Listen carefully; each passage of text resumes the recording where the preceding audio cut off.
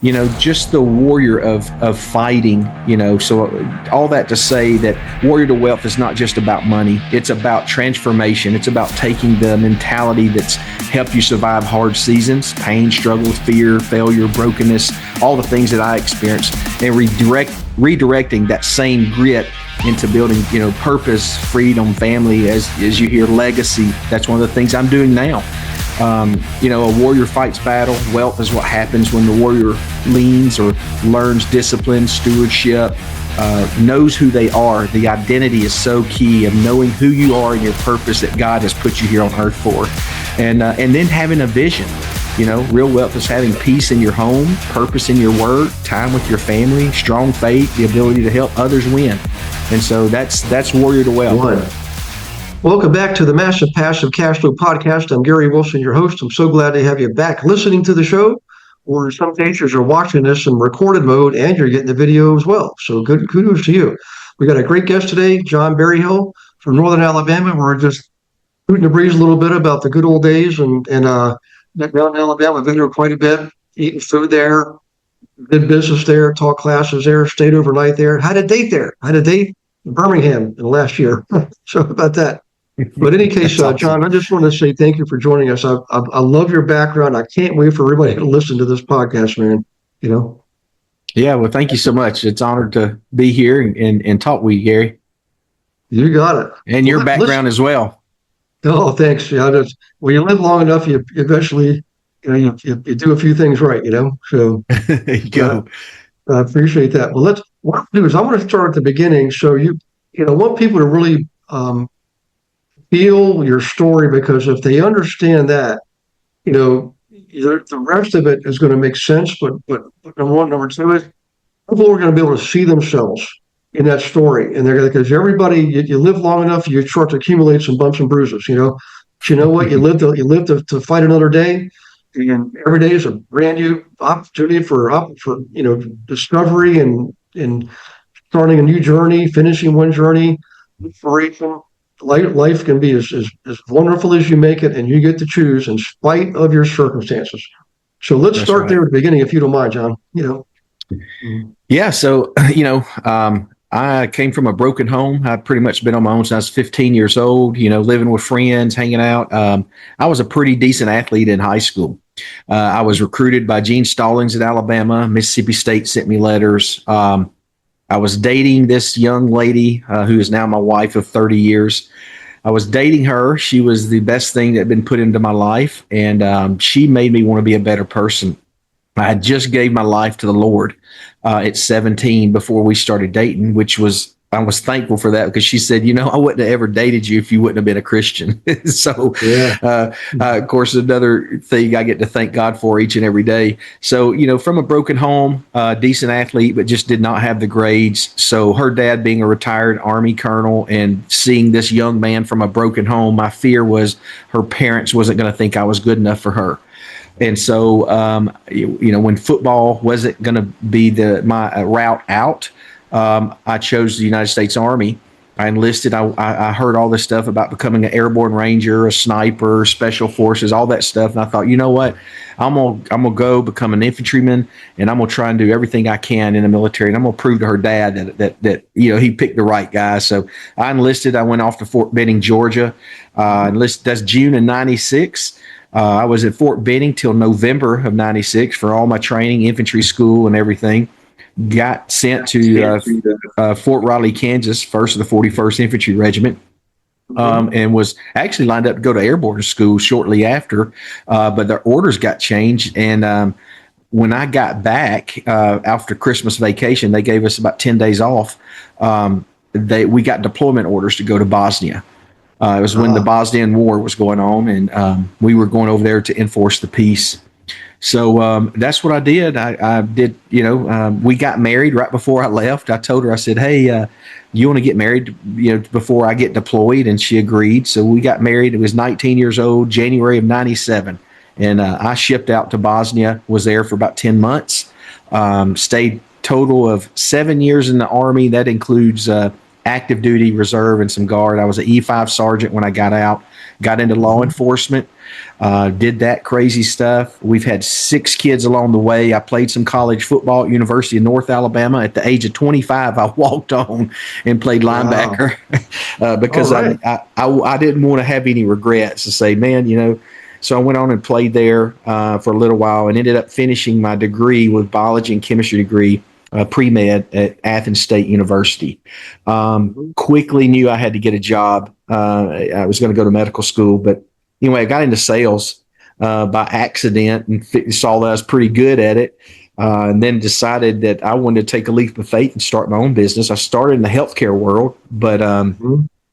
and over the years, as they say, what's your why or what's your mission? My why was I wanted to give my wife that I had drug her through. I was unfaithful when I got out of the military. Our marriage was on the shambles, and I wanted to fix all that and correct all that. And so after I, reconciled with the Lord and her and stuff, I got my life right. And so that's kind of leads us up to the last 5.5 years. I got into real estate 5.5 years ago. Fast forward to now, I'm a broker over 3 brokerages. We have a land brokerage called America's Outdoor Realty, residential called Elite Properties of the South, and then we have a hybrid brokerage. And so we're in 2 states now, fixing to be in 4 states. So that's kind of a condensed version of where we are. We live on our farm here in Lauderdale County, North Alabama. We raise quarter horses, and all my kids live on the farm. They have houses, 4 still at home, and I got 3 grandsons and 1 on the way. Wow. Well, that's an entire life story right there. Yeah. Yes. Holy Yeah. cow. Let's go back. Let's start to unwrap some of this. And I think the first question I have is let's start with this question. How about this? What does it actually mean to go from warrior to wealth? And by the way, I do want to give you a heads up. I do want to go back to the marriage, but I'm going to start with there because most people here, they're all here to learn how to make money and build wealth and all that. I want them to hear this your version of this. Warrior to Yeah. wealth.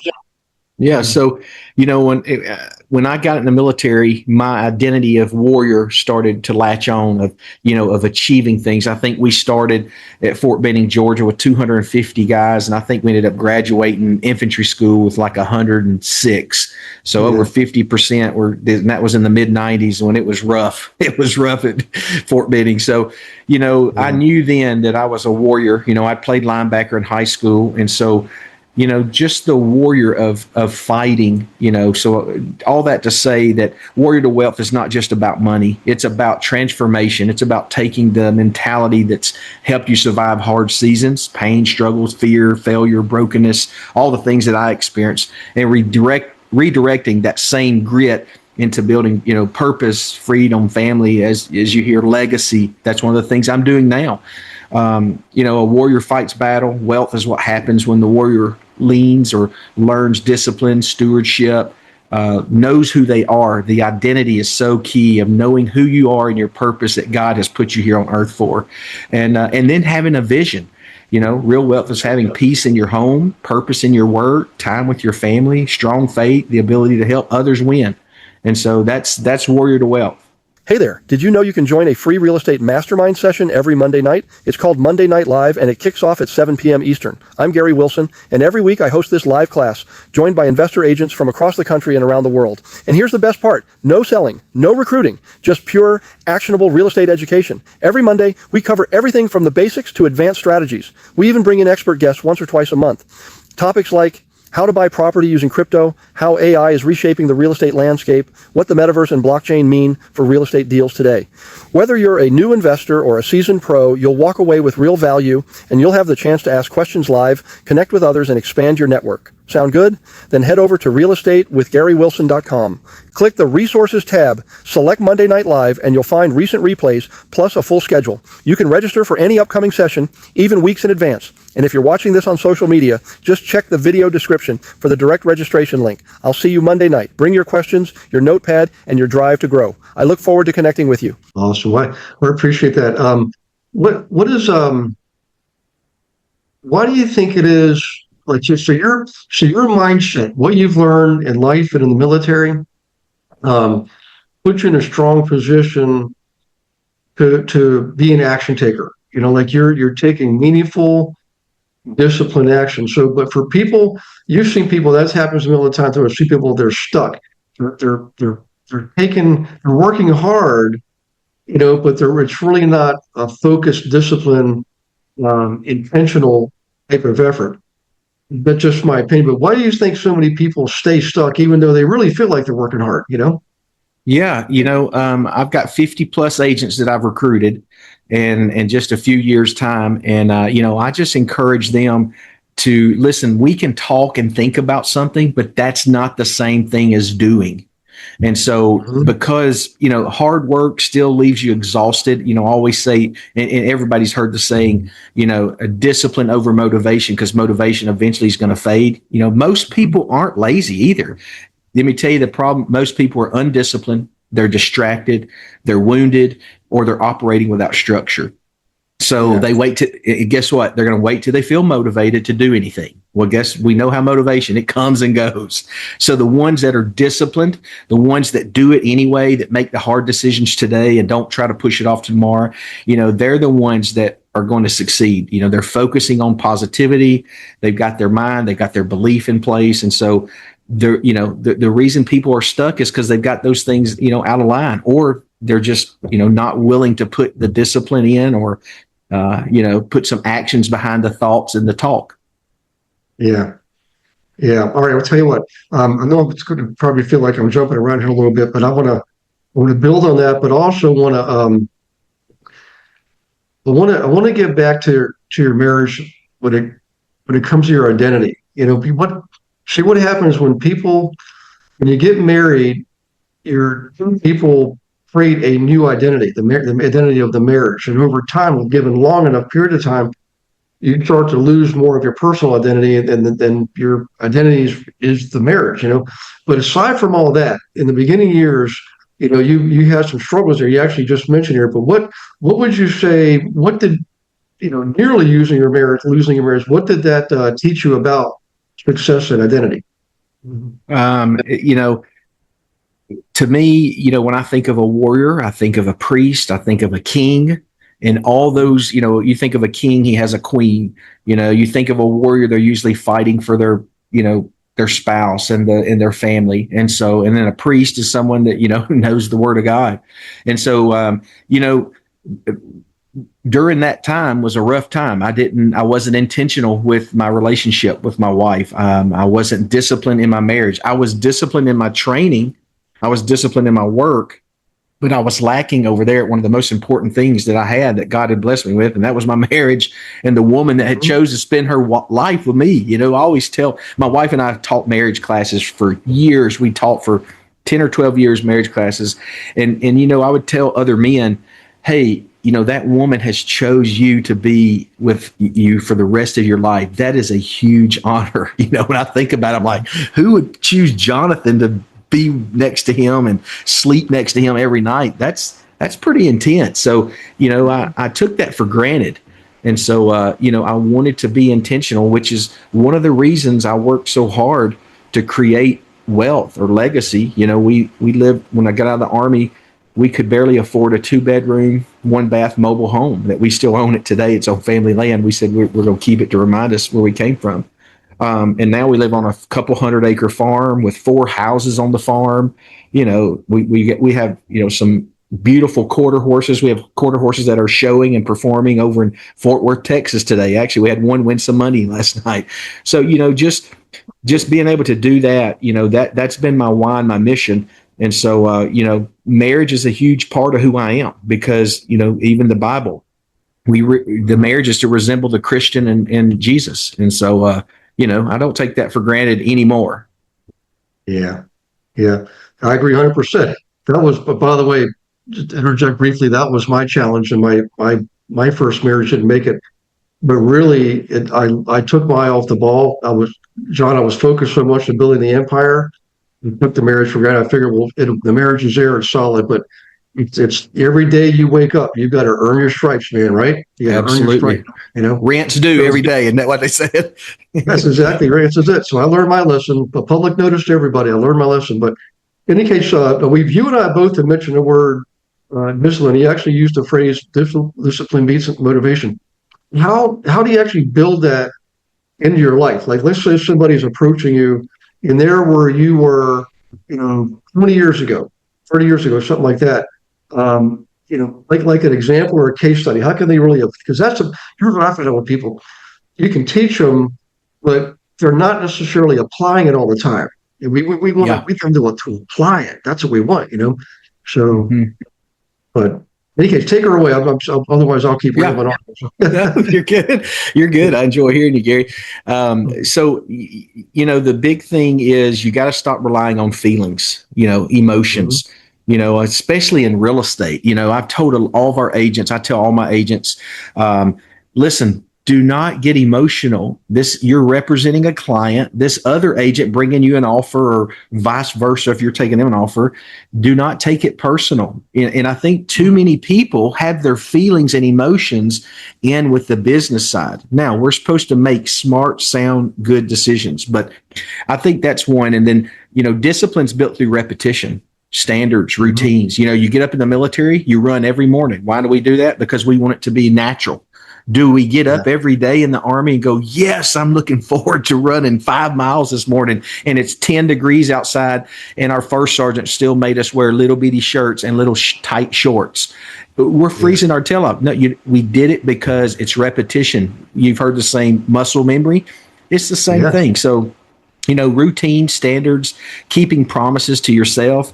I had to learn that success doesn't come from giant moments. It comes from daily obedience, doing things same over and over again. I tell my guys here on my healthcare company, I just had a meeting with some of our sales guys, and I said, hey, success is boring. It's being repetitive over and over and over again, but being excellent at it. So you got to control your schedule. You got to train your body. You got to guard your mind, and you got to spend intentional time with the ones that you're doing it for. God, family. Handle the small responsibilities. And then over time, discipline will become part of your identity, and then you'll be able to do the hard things consistently, and you're not going to have your feelings and emotions tied to it. Yeah. That is good stuff there, man. That's the gold mine right there. Thank you. Well, I tell you what, I'm going to kind of build, this is one of my favorite conversations, by the way. So I want to go back to the beginning when you mentioned, the family you grew up in was, a dysfunctional family, and you were on your own at 15. How can, and I always like to imagine someone I'm speaking to when I ask these kind of questions, but how can someone break generational cycles if they didn't grow up with the right example? How do you break out of it? Because I know that was one of my challenges, Yeah. You gotta find a mentor. You gotta find something or someone that has a similarity of something that you want in life. And then what you have to do. So one of the talks I give is, especially to young folks, and not just young folks. And when I say young folks, I mean, if you're under the age of, 70 years old, this applies because I have good friends. I had one of my agents who's, and he's 78 years old, and that dude's still rolling. And so, the big thing is just, where you focus, where you're putting your thoughts, where you're putting your mind. I hope I answered that correctly. Yeah. No, that helps a lot. Okay, one more of these, and then I want to dig into like your business, what you're doing, and all that. But so when it comes to being stuck, or just to follow up from what I've been reading up on stuff that you've taught and teach, what are the 5 pillars, and where should someone start if they do feel stuck right now? Yeah. So, the way I look at the 5 pillars is the number one is identity. Who are you? Who are you? What's your why? Or in the military, your mission, and I think that's, I've lost quite a few buddies to suicide in the Army from, us serving overseas and doing the crazy stuff that infantry and special forces, all these guys that are asked to do all these crazy stuff, they do it for the dedication of their country, but then they come back.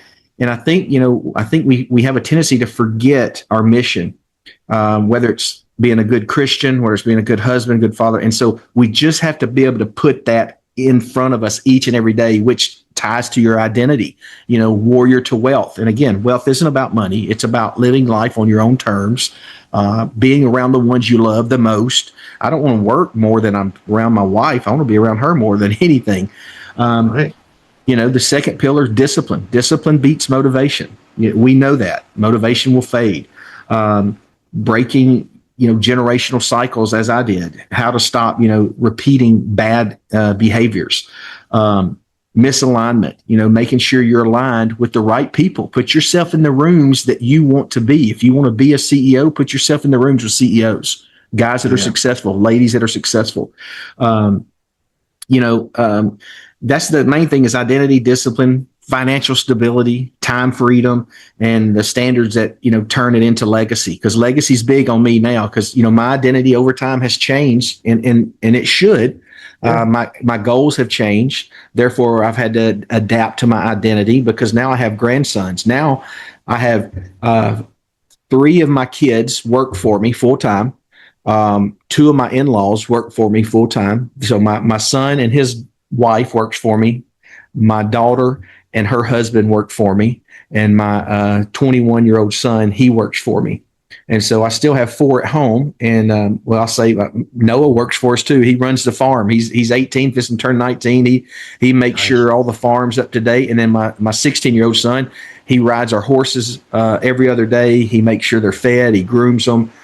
So now it's about legacy to me. And that's something you have to realize is as we go through life, you need to adapt and adjust your identity because you're going to be a different, now I'm Papa John, that's part of my identity is Papa John. And I love it. That is so funny. It was 2 things. First off, that's what I just became a granddad too. And guess what my name is? What's that? Papa. Papa. Yep. Yeah. Isn't that funny? It. You're Papa John. Yeah. I'm Papa.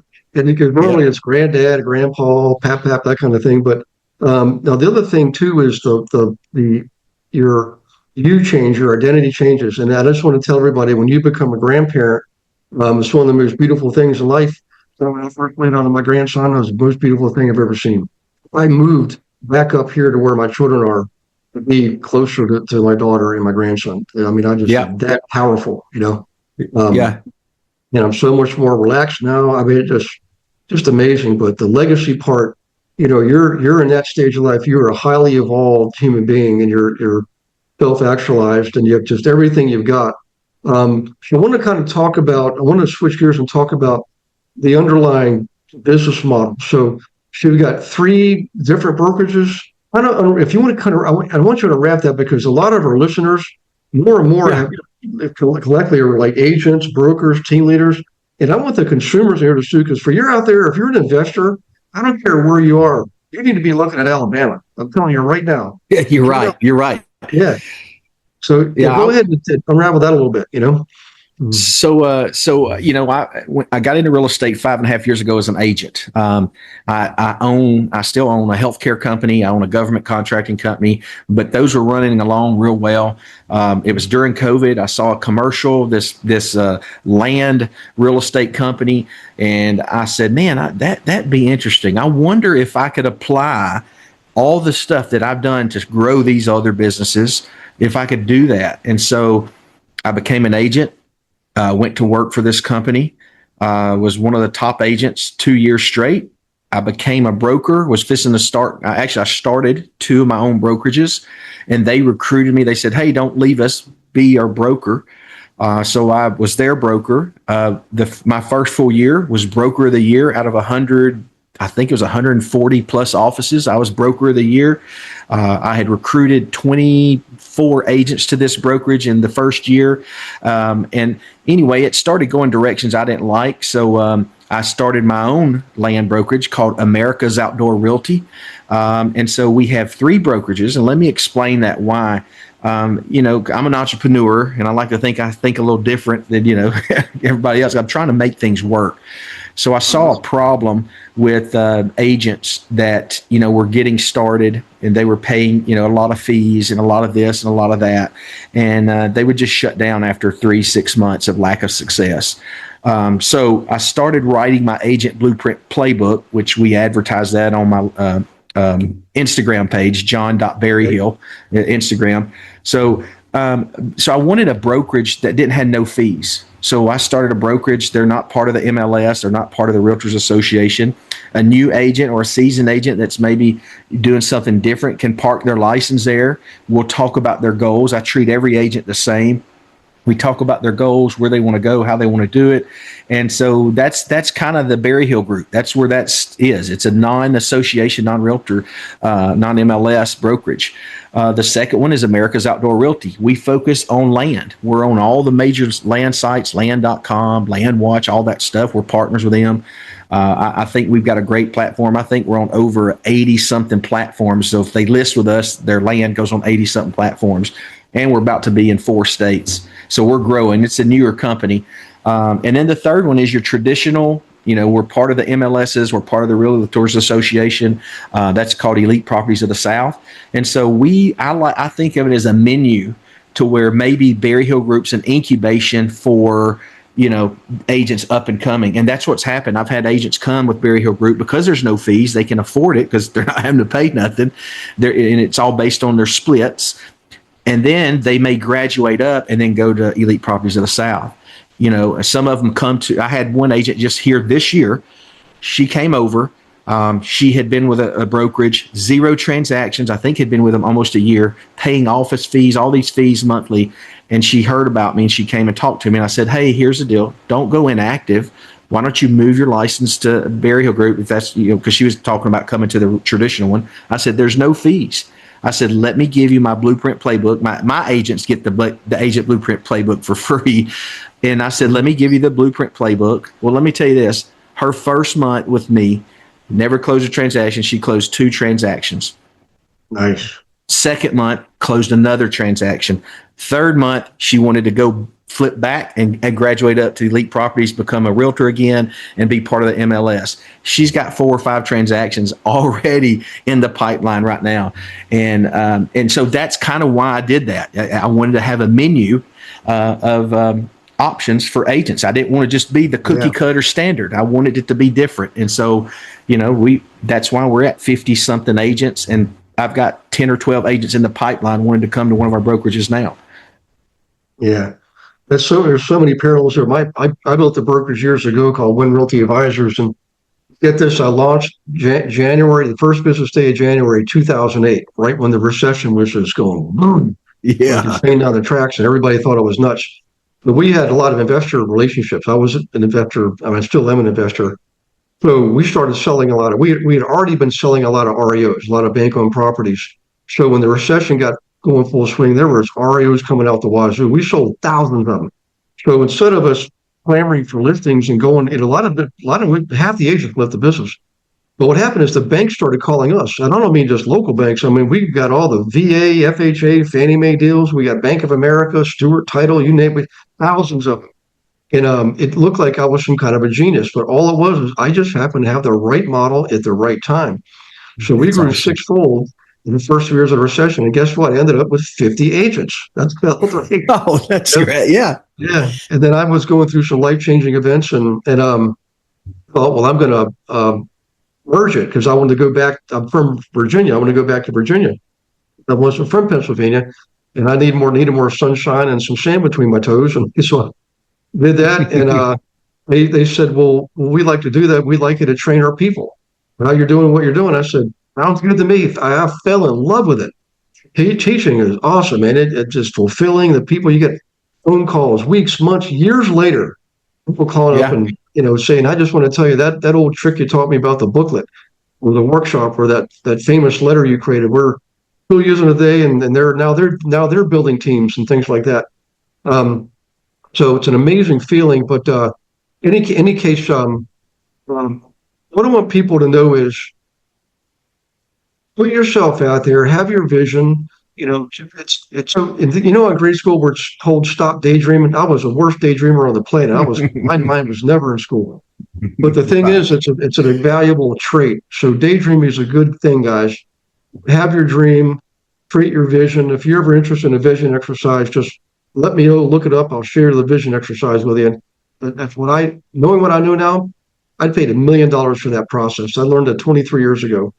But back to you, John. If everybody here would just do one thing, go to johnberryhill.com. Okay. And then look for the Agent Blueprint Playbook. That you can purchase. Can they get that online, like on Amazon?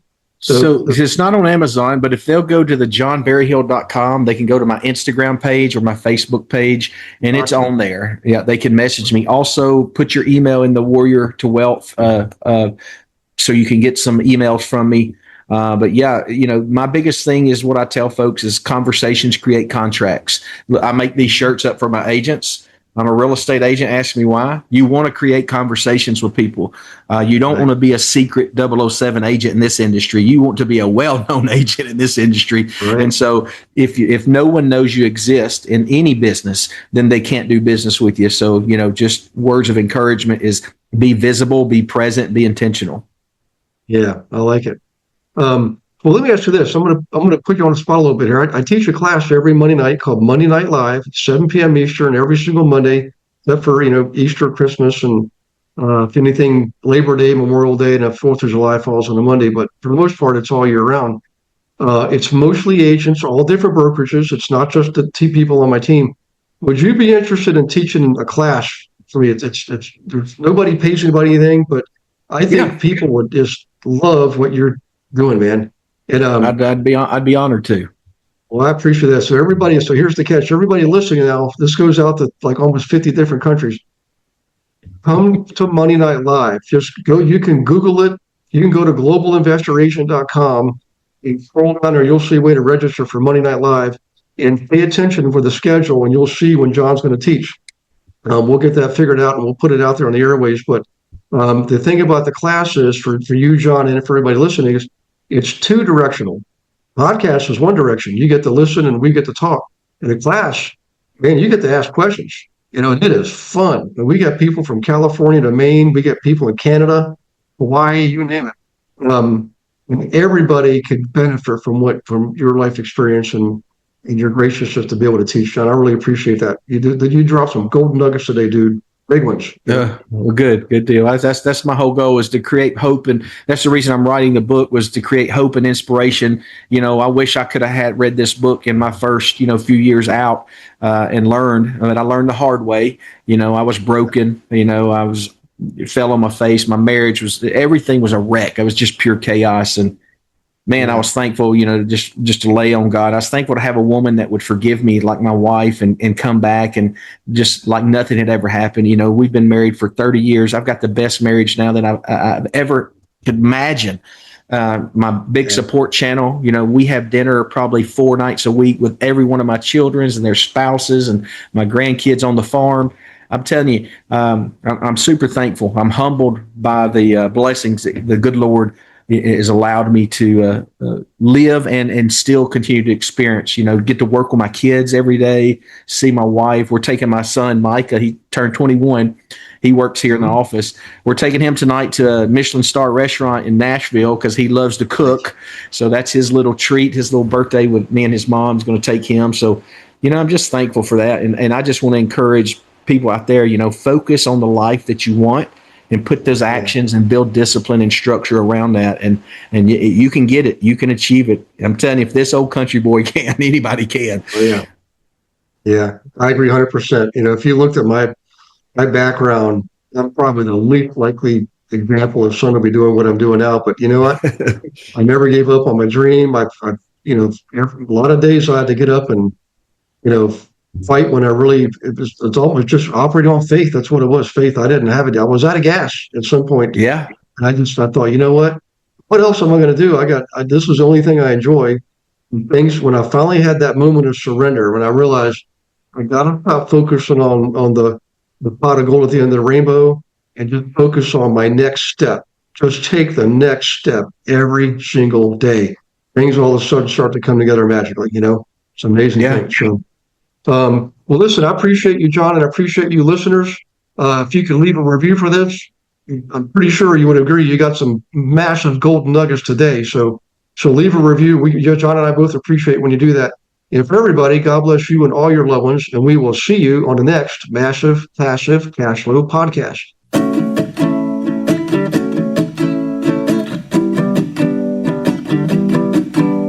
Thanks Thanks for listening to this episode of Massive Passive Cash Flow. Be sure to go to realestatewithgarywilson.com to join our community and start building wealth today.